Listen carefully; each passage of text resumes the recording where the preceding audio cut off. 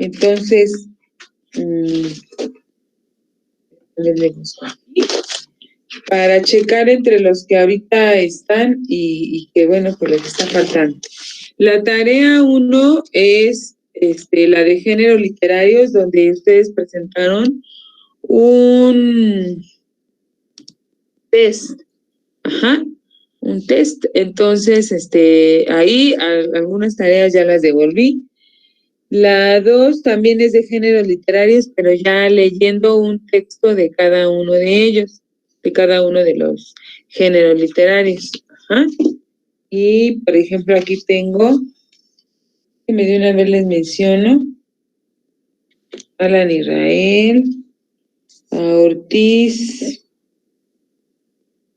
Yaretsi. La tercera tarea es la del mundo antiguo desde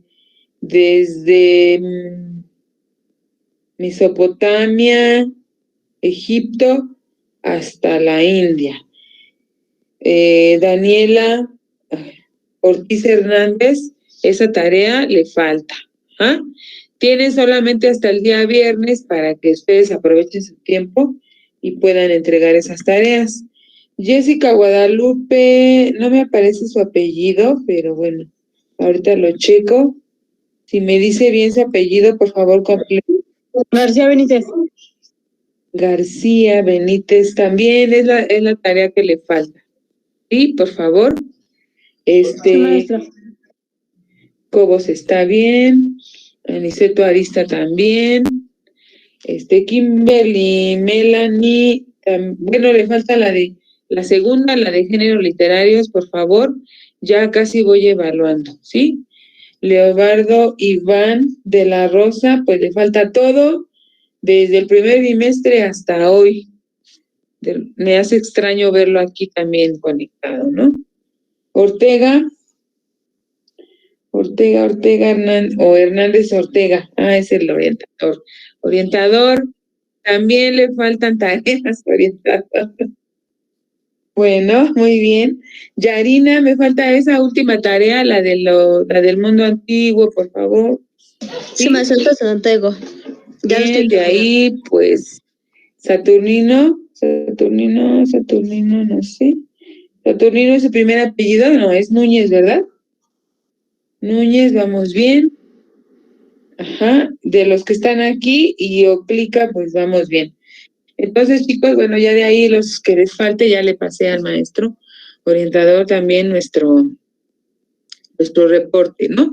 Fíjense, o sea, como cultura general, sinceramente, a lo mejor yo sé que ustedes son muy, muy técnicos, pues por eso están en un bachillerato técnico, son también muy prácticos, lo que ustedes están estudiando, pero eso no significa que como voy a ser administrador o contador o laboratorista, yo no deba saber nada de lo demás, más que únicamente de mi área, para hacerme una especie de robot, una persona que solo produce y produce, no, somos humanos y la cultura es un elemento súper importante en la vida del ser humano. Entonces, todo esto que es parte de la historia, ustedes ven temas de filosofía, temas de apreciación artística, de sociología y de literatura, es cultura general, chicos, ustedes deben tener una educación integral. Entonces, pues estos temas, la verdad, se me hacen a mí súper fascinantes. Yo creo que para todos, por eso hay tantos museos en el mundo, tantos destinos turísticos para hacer viajes, zonas arqueológicas, lugares turísticos, todos encierran la historia de un país. Entonces, eso no significa que, ay, es que yo voy para administración, o sea, a mí no me interesa eso. Al contrario, como cultura general sí deberíamos saber. Y más, por ejemplo, todas estas culturas que yo les estoy mencionando, que ya platicamos desde la semana pasada y que culminamos hoy, las del mundo antiguo, realmente no son alejadas de nosotros. Nosotros somos un continente conquistado, para bien o para mal, cada quien tendrá una opinión y la misma historia nos dará su marca personal, pero al ser un continente conquistado, tuvimos, aunque no quisiéramos los modernos, los del siglo XXI, los que estamos viviendo ahorita, aunque no quisiéramos, tuvimos una herencia cultural, una herencia en lengua, una herencia en religión. Eso pues es inevitable, ideológica, y toda la forma que llevamos nosotros la forma de vida es occidental. Entonces, con estas materias lo que hacemos es entender de dónde venimos. Yo creo que por eso en la otra materia nos solicitaban un trabajo que decía, o que se titulaba ¿Quién soy? ¿De dónde vengo? ¿Desde dónde? ¿Quiénes son mis antepasados? Incluso, yo creo que sería muy interesante poder rastrear nuestra rama genealógica, ¿verdad? Nuestro árbol genealógico. ¿Desde dónde venimos? A lo mejor nuestros 50 veces abuelos. A lo mejor tuvimos una madre española, bueno, una descendencia femenina española y una indígena, como la gran mayoría de los americanos, ¿verdad? ¿Y quiénes serían esas personas? ¿Cómo sería esa historia? Pues todo el arte ha intentado buscar esa explicación, el cine incluso. Ajá. Les recomiendo mucho una película que se titula Lucy, no es una película muy nueva, pero es de ciencia ficción y tiene que ver incluso con la búsqueda que siempre ha hecho el ser humano acerca de sus orígenes y también de su futuro, ¿no? Porque el que yo busque mi descendencia, mi origen, el origen de mi descendencia, pues obviamente me da para saber mi futuro, ¿sí? Bueno, entonces el día de hoy empezamos con Roma, concluimos también con Roma, ¿sí? Y según esta información que yo les seleccioné aquí, no es ninguna información mía, todo pues es una investigación. En internet tenemos un mundo de información y ahí les dejo todos los enlaces para que ustedes puedan checarlos. Es aquella que se desarrolla en la antigua Roma, desde su surgimiento, que algunos historiadores dicen que fue del siglo 8 antes de Cristo, hasta que ya tuvo una decadencia que fue en el siglo 5 después de Cristo. Fíjense que ahora que fue Semana Santa hubo muchísimos documentales, sobre todo en los canales de Nat Geo y de History Channel, donde se platica cómo se castigaba o se castigaban los delitos en Roma. Y uno de los castigos más terribles era crucificar al delincuente, asesino, defraudador, violador. Era quien había cometido un terrible delito, era llevado a la cruz. Las personas que eran crucificadas, incluso hay documentales donde explica cómo muere todo el proceso físico de la persona crucificada, ¿no? Desde que va caminando, se va deshidratando, hasta el lugar, hasta el monte lejano donde tenían que ser crucificados, ¿no? Los delincuentes. Desde que lo pegan o lo clavan al madero, los clavos que entran por sus manos, por sus pies, cómo los amarran, cómo su piel se pega a la madera y también se va deshidratando hasta que finalmente muere. Dicen algunos de estos documentales que los romanos acostumbraban hacer o aplicar este castigo, pues obviamente para que nadie más cometiera ese delito, ¿no? Pero a veces se crucificaba hasta sin hacer juicio y era llevado inmediatamente al castigo. Estaban allá lejos porque tardaban días en morir los condenados y ya cuando morían, no crean que bajaban su cuerpo y lo colocaban en una sepultura. En aquel entonces no era bajo tierra, sino en una cueva, ¿no? Y resulta que después de que morían, ahí los dejaban para que las aves carroñeras, las aves de rapiña, llegaran y se comieran el cadáver y ahí estaban los pedazos de piel y todo, ¿no? Yo creo que, bueno, aunque los crucificaban muy lejos de las ciudades, pues no faltaba alguna bacteria, microbios que volaban, y pues por eso había tantas enfermedades en aquel entonces, ¿no? Para las cuales obviamente no había cura. Por ejemplo, la lepra. Entonces, dentro de las cosas monstruosas que se le pueden adjudicar a Roma, estaba esta, ¿no? La del castigo de muerte por medio de la crucifixión. Y después,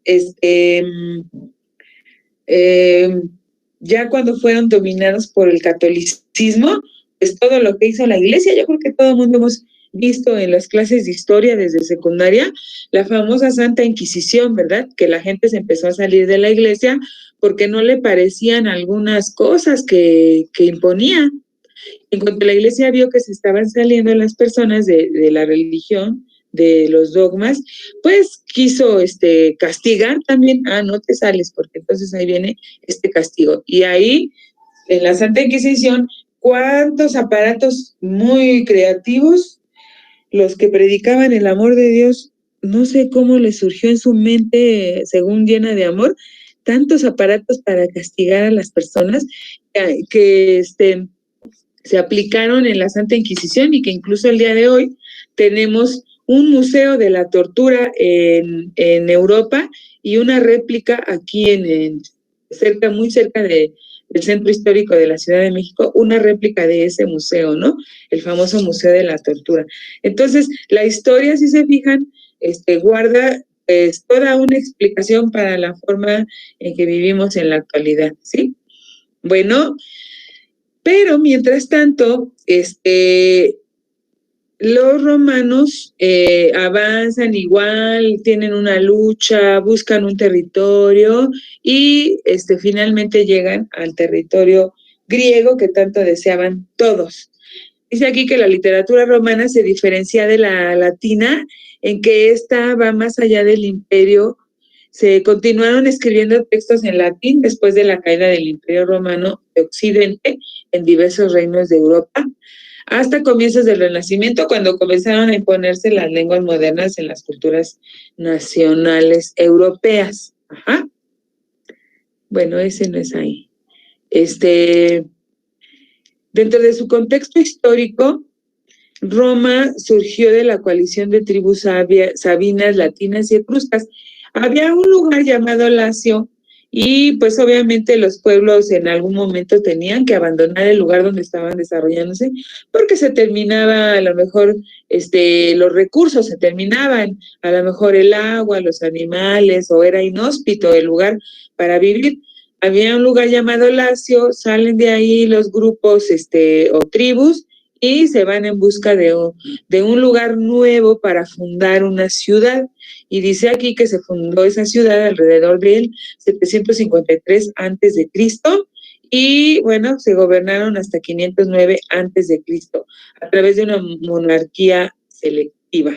Bien, la expansión de Roma y los conflictos internos entre los que se mencionan aquí, patricios, plebeyos, cónsules, senados, siempre la guerra, siempre la política, siempre la lucha por el poder, así, allá antes se llamaban patricios, plebeyos, cónsules, ahora se llama PRI, PAN, PRD y esas cosas, ¿no? Pero bueno, siempre ha sido la lucha por el poder. Todos estos conflictos provocan el fin de la República y el comienzo del Imperio en el 23 antes de Cristo, ¿sí?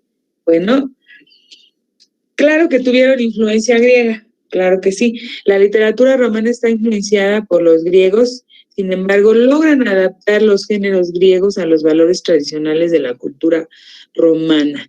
Entonces, destacaron en comedia, destacaron en tragedia, en teatro, las artes escénicas, los dramas, ¿sí? Y obviamente lograron avanzar y conquistar Grecia, aunque la historia casi los ha juntado. Muchas veces encontramos, por ejemplo, información de cultura grecorromana, griega y romana. Hicieron una fusión de todo esto. Sin embargo, también hay historiadores que defienden que los romanos tuvieron por separado cada quien sus propios logros. Es una literatura similar al Estado romano, abierta a influencias y autores de todos los rincones del imperio, pero por eso dice que no será raro que autores procedentes de África, de Grecia o España tengan un buen recibimiento en Roma, ¿sí? ¿Cuáles son sus orígenes? ¿Origen esclavo? Bueno, no todos escribían literatura, ahí algunos tienen razón, solamente los esclavos escribían textos. Se trataba de esclavos no ignorantes, sino muy cultos, esclavos eruditos. Se mencionan algunos nombres como Livio Andrónico, Publio, Terencio, Afro, ay, qué nombrecito da. No sería sino hasta el siglo II antes de Cristo cuando se practica la literatura por patricios o plebeyos, ¿sí? Un grupo social un poquito más elevado. Al principio la literatura era para los esclavos, ¿no? Los corrientitos. En la literatura romana, en contraste con la griega, alcanzará un mayor desarrollo la prosa, tanto en el discurso histórico y naturalista como en la ficción narrativa. Entonces, obviamente, también tanto los griegos como los romanos trabajaron los 5 géneros literarios, pero más el épico, la epopeya, historias de seres sobrenaturales, de dioses y semidioses, involucrándose con los seres humanos, ¿de acuerdo? Se desarrolló principalmente en latín a lo largo de los siglos distintos autores romanos que continúan escribiendo griego. Virgilio, grábense este nombre, a lo mejor lo vamos a grabar por el maestro Virgilio, ¿verdad? Este nombre que siempre va a aparecer en un examen, en una prueba, en un test de literatura. Virgilio es el autor más destacado y que continúa generando discusión e influencias. Este hombre, ubicado entre el 70 antes de Cristo y el menos 19 antes de Cristo, él escribió una obra magnífica titulada La Eneida. Ojo, Virgilio escribió La Eneida. Este es un texto dedicado a celebrar los orígenes de Roma. Según este texto, fundada por sobrevivientes de Troya y dedicado al emperador Octavio Augusto. Fíjense que lo que hizo Virgilio fue, ¿cómo engarzamos Roma con Grecia? Bien, está la guerra de Troya. ¿Recuerdan que veíamos ayer? Los troyanos construyeron una enorme y magnífica ciudad y la rodearon por unas enormes cercas, unas bardas gigantescas, tan bien elaboradas que nadie podía entrar, nadie las podía penetrar. Incluso se hace correr el rumor por todos los pueblos de alrededor que las bardas, las cercas de Troya, las hicieron los dioses porque eran tan grandes, magníficas e impenetrables, ¿no? Que nadie las podía tirar. Los espartanos quisieron hacerlo y no lo lograron, solo lo lograron cuando entraron con el caballo de madera que estaba hueco y que adentro traía todo el ejército espartano. ¿Se acuerdan ayer que vimos eso? ¿Y de quién fue la idea? Pues nada más y nada menos que de Ulises, el héroe de la Odisea. Bueno, pues entonces dice Virgilio, ¿cómo le hacemos para engarzar? Es conocido pues por muchas otras obras, pero en especial por esta, porque hay un héroe que también estuvo en Troya, llamado Eneas. Y Eneas tiene una visión y recibe una orden de los dioses después de que es un sobreviviente de la guerra de Troya. Ya ven que también tenía subterráneos y lugares y escondites para escapar. Eneas es uno de los que se salvan de la guerra de Troya y es comisionado por los dioses para fundar una nueva ciudad. Y entonces aquí empieza la historia de Roma. Bueno, otras obras de Virgilio, pues hay aquí una especie de obras bucólicas, es decir, con temáticas de pastores, de naturaleza y todo ello, ¿no? Pero la más importante que nosotros vamos a ver es esta, la de ¿cómo le puedo hacer?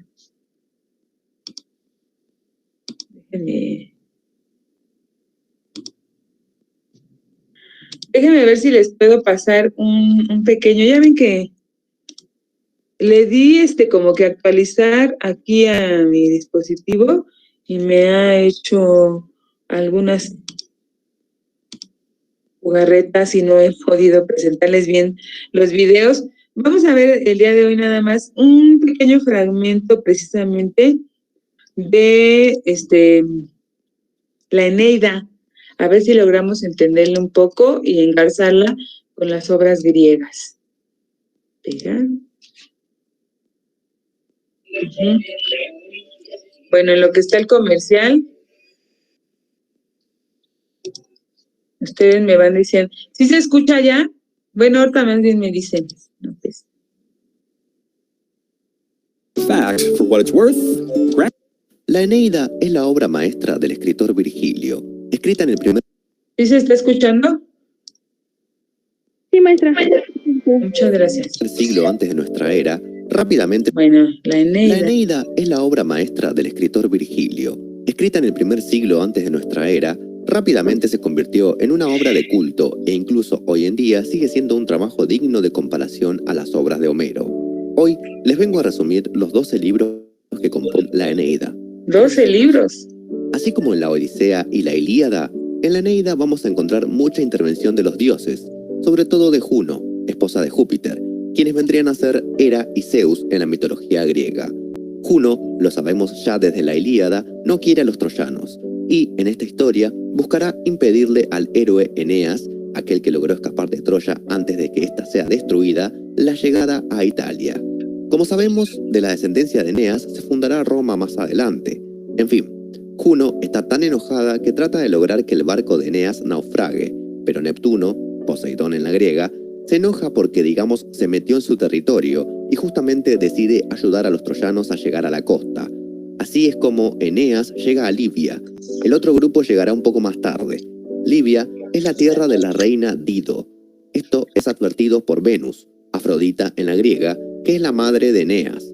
Venus decide intervenir para que la estadía de Eneas sea satisfactoria y le pide a Cupido que haga que Dido se enamore de Eneas. Por esto, Dido se enamora de él y lo recibe afectuosamente. Dido le pide a Eneas que cuente su viaje, y es así como comienza el relato, muy parecido a lo que sucede con Ulises en la Odisea. Eneas relata entonces sucesos de la guerra de Troya, algunos que ya sabemos y pueden ver en mis videos de la Ilíada y la Odisea, además del relato del caballo de Troya. Cuenta Eneas que se le aparece Héctor en sueños y le dice que Troya ya no tiene salvación, que se vaya. Eneas efectivamente comienza a preparar su huida. Acá hay un par de episodios interesantes, como es la muerte de Príamo, rey de Troya, a manos de Neoptólemo o Pirro, hijo de Aquiles, una imagen bastante impactante al leerla. También es destacable el intento de Eneas al ver a Helena por asesinarla, pero su madre se lo impide debido a que la culpa es de los dioses, no de Helena. Al final, Eneas logra escaparse con su padre, Anquises, y su hijo, Ascanio. Eneas llega a Tracia, pero debe irse porque le es advertido a Eneas que los tracios están a favor de los griegos. Luego van hacia Delos. El oráculo les dice que deben buscar a la madre antigua, la tierra donde vivieron sus antepasados, y ahí fundar una nueva ciudad. Piensan que se refiere a Creta.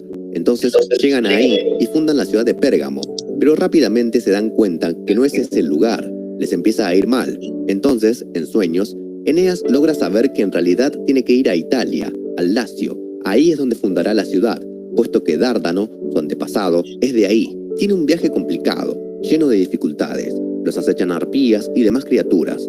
Al final, terminan en Butrinto, un lugar gobernado por troyanos y donde son bien recibidos.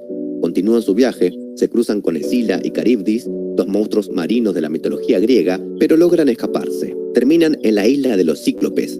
Ahí rescatan a un griego que quedó abandonado por Ulises, recuerden el episodio de Polifemo en la Odisea, y en ese trayecto morirá Anquises, padre de Eneas. Dido le cuenta a su hermana, Ana, lo enamorada que está de Eneas. Sin embargo, Dido le había prometido a su difunto marido no volver a casarse. Ana, por otro lado, le dice que olvide esto, que siga adelante con Eneas. Terminan acostándose, pero más adelante Júpiter le hace recordar a Eneas que no debe quedarse allí, sino continuar su viaje para Italia. Eneas capta que esto es su verdadera misión y se lo confiesa a Dido. Ella se muestra devastada, deja que Eneas se vaya. Él parte y Dido se suicida clavándose una espada en el pecho, la espada que Eneas le había regalado. Este también es uno de los episodios más impactantes de la obra. Eneas sigue su viaje, termina en Trinacia, donde son bien recibidos. Hacen funerales por cumplido un año desde que se murió su padre, celebran juegos y es un libro más bien de transición, debido al fuerte contenido del anterior, con la muerte de Dido. Juno trata de convencer a las mujeres troyanas de no viajar más, tanto que empiezan a quemar los barcos. Logran salvar esto a tiempo, rogándole a Júpiter, quien rápidamente hace llover.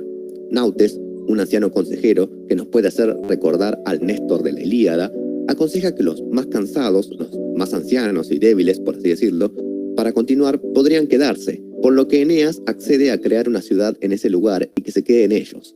Se le aparece Anquises en sueños a Eneas y le dice que debe ir al inframundo para visitarlo y que le diga cómo llegar al destino. Eneas tiene que visitar a la Sibila de Cumas para lograr esto. El viaje continúa con una muerte más, pero logran reponerse y corregir el rumbo. Llegan a Cumas. Se les predice que llegarán al Lacio, pero que habrá luchas por una mujer, aunque Eneas ganará. Hacen los rituales necesarios para entrar al infierno y Eneas lo logra. Cruzan el río con el barquero Caronte y luego de un rato Eneas ve a Dido, a quien le trata de pedir perdón, pero ella lo ignora.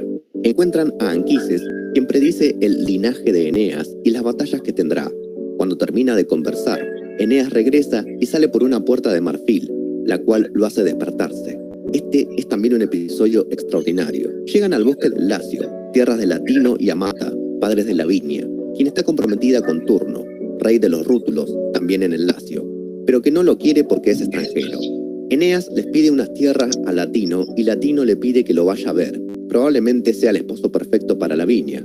Uno hace que Amata no entregue a Lavinia y entonces la esconde. Turno se enoja y decide luchar por Lavinia. A Eneas se le revela que tiene que aliarse con los palanteos, por lo que se va para ahí. En ese lugar, el rey Evandro acepta una alianza con Eneas. Venus le pide a su esposo, Vulcano, que haga armas para Eneas. Este sería Hefesto en la mitología griega, el mismo que hizo la armadura de Aquiles. Eneas recibe estas armaduras y Evandro lo envía con su hijo Palante a buscar más alianzas. Turno se prepara para la batalla con los troyanos. Los troyanos mandan a buscar a Eneas. Mientras los rútulos y los troyanos se enfrentan, mueren muchos de ambos lados. Turno es casi derrotado, pero logra salvarse tirándose al río. Júpiter ahora está cansado de la intervención, así que decide que ningún dios podrá entrometerse en esta batalla. Venus suplica, pero no hay caso. Eneas se entera de la batalla y deciden volver. Turno está furioso, luchando como nunca, y así es como asesina a Palante y toma sus armas. Eneas se enfurece y mata a muchos rútulos. También esta es una escena que podría compararse con la muerte de Patroclo y la furia de Aquiles. Turno logra salvarse gracias a Juno. Recuperan el cuerpo de Palante y se lo envían a su padre, Evandro, quien a pesar de todo sigue en alianza con Eneas. Latino quiere que la batalla pare y darle tierras a Eneas, más la mano de Lavinia, pero Turno no quiere luchar. Llegamos a la última parte. Latino y Amata quieren frenar la batalla a toda costa, pero Turno decide enfrentar a Eneas en un combate 1 a 1 y Eneas dice que sí. Entonces pelean y Eneas casi es vencido, pero logra recuperarse y volver a luchar. En este episodio hay un diálogo que me pareció genial, que es cuando Turno le dice a Eneas que ya no habrá dioses que lo salven, en clara alusión a la batalla de la Ilíada donde Eneas es salvado por los dioses. En fin, la reina Amata se suicida, pensando que Turno murió, pero esto no es así, y solo hace que Turno se enfurezca y vaya a buscar a Eneas. Pelean de vuelta, una lucha formidable. Júpiter ahora sí evita cualquier intervención de Juno, sobre todo de Juturna, hermana de Turno, y la cual había estado ayudando a Turno todo este tiempo. Eneas logra vencer a Turno, y este, sabiendo su derrota, le ruega que no lo mate. No le importa que tome a Lavinia, pero que no lo mate. Eneas está a punto de perdonarle la vida, pero ve las armaduras de Palante y termina asesinando a Turno. Y así es como termina la Eneida. Mi resumen no le hace ni un poco de justicia a lo que es el libro, el cual les recomiendo totalmente leer, una obra maestra sin dudas. Sin embargo, sería ideal que primero lean, al menos, la Ilíada y la Odisea. En fin, espero que les haya gustado. Hasta la próxima. Bueno, entonces, pues son 12 libros, está gigantesca. Y por lo mismo, bueno, pues por todo lo que recoge y por todo lo parecido que tiene a la Ilíada y la Odisea, pues tiene su gran importancia, ¿no? Esta obra que representa a Roma, ¿de acuerdo? Todos estos dibujos, bueno, pinturas, más bien estas pinturas que ustedes ven en la presentación, son pinturas que elaboraron los grandes del Renacimiento, esto ya en el siglo XV. Al leer todas las historias de Grecia y de Roma, los pintores como Miguel Ángel Bonarotti, Leonardo da Vinci, Rafael Sanzio, todos estos, Sandro Botticelli, recrean por medio de la pintura los pasajes de la cultura griega y romana, pero eso ya lo vamos a ver después para que ustedes vean por qué se hizo y por qué incluso se dejó de estudiar a los griegos y a los romanos durante el periodo medieval. Bien, ahí tenemos otros autores. Cátulo, poemas amorosos. Horacio también es un poeta, compuso muchos poemas llamados odas, epístolas, que son cartas, habíamos ya comentado, cartas con algunas enseñanzas para los pueblos. Ovidio, que hizo precisamente la Metamorfosis, y el arte de amar, pero estamos hablando de un autor romano, no de los modernos, ¿verdad? También modernamente en el siglo XX hubo una obra llamada Metamorfosis y el arte de amar, pero estos son de Roma. Cultivó varias formas líricas, pero bueno, los versos como de la Metamorfosis, que contiene una recopilación de historias filosóficas, de Ovidio, es una de las obras más importantes que representa a Roma. El arte de amar, pues ofrece consejos en torno a las relaciones amorosas. Ese no lo vayan a leer, el arte de amar no lo vayan a leer porque pues ustedes están muy pequeños para estar ahí viendo los consejos para las relaciones amorosas, ¿sí? Bueno, por último, vamos a ver cómo se funda Roma. Yo creo que a lo mejor todo el mundo lo hemos escuchado. Roma tiene una leyenda que precisamente es la leyenda de Rómulo y Remo. Ajá. Digo, ¿cómo lo podemos hacer? Bueno, ahorita nos explica porque dijo, Eneas es el personaje por excelencia que tiene que ver con la fundación de Roma. ¿A través de quién? Pues a través de dos personajes son dos hermanos conocidos como Rómulo y Remo. Ajá. Después de esto, de que ya veamos, vamos a concluir nuestro ejercicio. Se los voy a mostrar por si hay alguna duda, para resolver nuestro ejercicio de Roma. Sí es un poco extenso, pero el ejercicio que yo les pongo a la semana, pero son 5 horas, 5 horas de trabajo, entonces sí tenemos que, yo les preguntaba, pero sí tenemos que tiempo para trabajarlo, o sea, no lo estoy dejando apenas hoy, se supone que ya desde el lunes iniciamos, el martes se dijo cómo se tenía que trabajar lo de Grecia, y hoy nada más nos queda de tarea lo de Roma. Es que algunos alumnos me ponían, es que son muy extensos, sí, pero son 5 horas de trabajo. Cuando es 1 o 2, el ejercicio obviamente disminuye su extensión. Ajá. Bien, dice, Roma de inicio contesta 2 fichas interactivas sobre la vida cotidiana en Roma. Estas fichas interactivas son muy sencillas, ya sabes, entras al enlace y pegas tu resultado aquí, tu calificación. Sí estoy tomando en cuenta las calificaciones de las fichas, Si ya hiciste tu trabajo, pero tus fichas tienes 4, 3 de calificación, pues obviamente no vas a tener tu 20%. Quiere decir que tienes que esforzarte, a lo mejor si sacaste un 4, vuélvelo a intentar hasta que saques un 10, no me mandes tu 4, vuélvelo a intentar, o sea, no se cierra, no es la única oportunidad que tienes. Son 2 fichas sobre la vida cotidiana en Roma, sobre cómo se regían por emperadores, por castillos, fincas y demás, y ahí mismo lo dice. Y les pongo aquí la leyenda de Rómulo y Remo. Aquí van a leer ustedes, dice la leyenda que Ascanio, hijo del héroe troyano Eneas, ¿sí? Es el protagonista de la Eneida, que fue hijo de Venus y de Anquises. Venus para los griegos era Afrodita, la diosa del amor, hija de Cronos, el dios del tiempo. Entonces lo que hicieron los romanos fue retomar las mismas historias y solamente irles cambiando los nombres a los personajes, con características muy parecidas, ¿no? Habría fundado la ciudad de Alba Longa sobre la orilla derecha del río Tíber. Sobre esta ciudad latina reinaron muchos de sus descendientes hasta llegar a Númitor y a su hermano Amulio. Númitor y Amulio eran hermanos, pero Amulio le quita el trono a Númitor y para que no pudiese tener descendencia que le quiera quitar el trono, condenó a su hija Rea Silvia a ser sacerdotisa de la diosa Vesta para que permaneciese virgen y no tuviera hijos, y así la descendencia de Númitor se terminara, ¿no? Sin embargo, ¿se acuerdan de este parecido a la historia, ¿no? De la sacerdotisa que fue preñada por Zeus? Pues se parece a esta historia.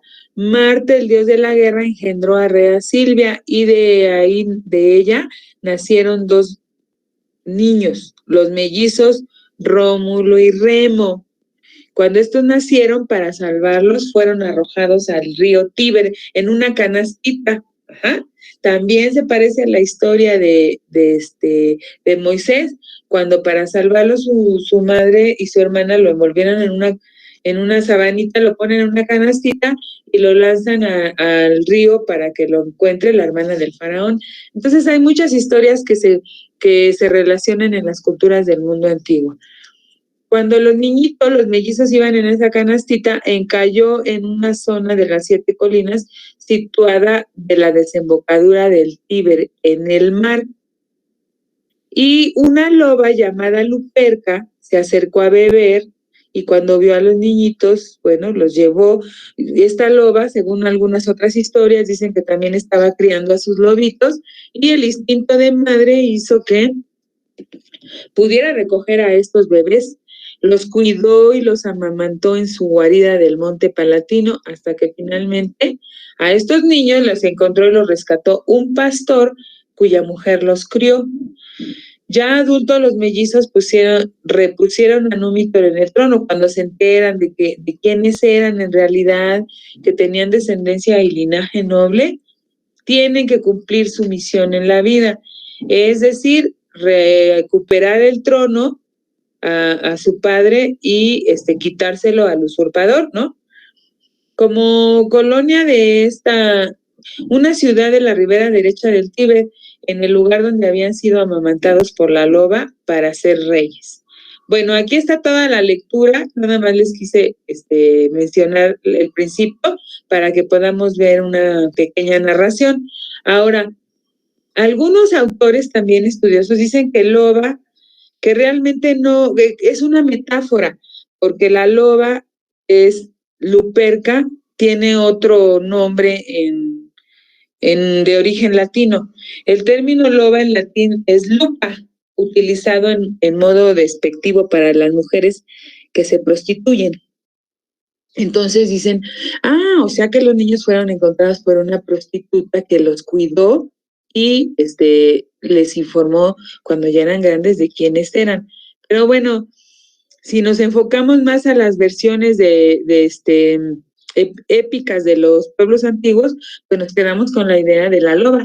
Y porque además en todas las imágenes y pinturas e interpretaciones de este mito, pues es realmente una loba, ¿sí? Bueno, más abajo del ejercicio tenemos preguntas, algunas son abiertas y otras son cerradas, de la leyenda de Rómulo y Remo. Ajá. Algunas preguntas y para finalizar, vemos un video que ahí viene el enlace para que ustedes hagan también un ejercicio, ¿sí? Eso sería todo de nuestro ejercicio para esta semana y les voy a colocar como fecha límite de entrega el día sábado para que yo siempre lo colocamos como fecha límite el viernes, pero el viernes les estoy dando tiempo para que puedan entregar algunos su tarea atrasada. Los que no tienen tareas atrasadas que hacer ni nada, bueno, pues igual ya avancen, adelántense y entreguen esta tarea que tiene como fecha límite para el sábado, ¿sí? Bueno, ahorita les va a quedar casi media hora para poder avanzarle, ¿sí? Nada más quiero terminar con la leyenda de Rómulo y Remo para que ustedes puedan ilustrarse un poquito más. La leyenda de Rómulo y Remo, y con eso concluimos. Hijo del héroe troyano Eneas, había fundado la ciudad de Alba Longa sobre la orilla derecha del río Tíber. Esta ciudad fue reinada por sus descendientes durante muchos años. La leyenda de Rómulo y Remo. La ciudad fue pasando de generación en generación hasta llegar al rey Numitor. Numitor tenía un hermano pequeño llamado Amulio. Este sentía una profunda envidia. Él quería ser el rey de Alba Longa. Urdió un terrible plan, reunió fuerzas, desterró a su hermano y mató a sus hijos para evitar que reclamaran el trono. Decidió perdonar a la única hija de su hermano, Silvia, a cambio de que consagrara su vida a ser sacerdotisa de la diosa Vesta y permaneciera virgen para siempre. A pesar de ello, Marte, el dios de la guerra, engendró con Rea Silvia a los mellizos Rómulo y Remo. Cuando estos nacieron, para salvarlos de Amulio, fueron arrojados al Tíber dentro de una canasta.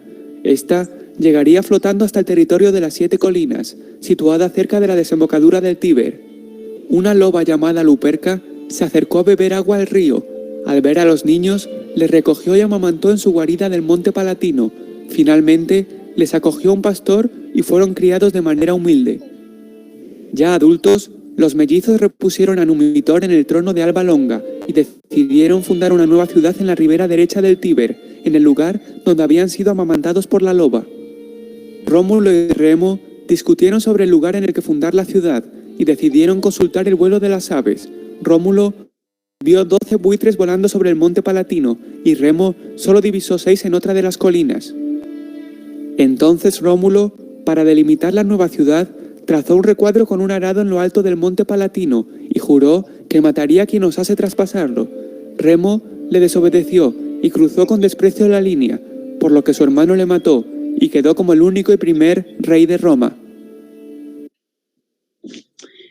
¿Se fijan ustedes cómo otra vez se repiten como que las ideas, ¿no?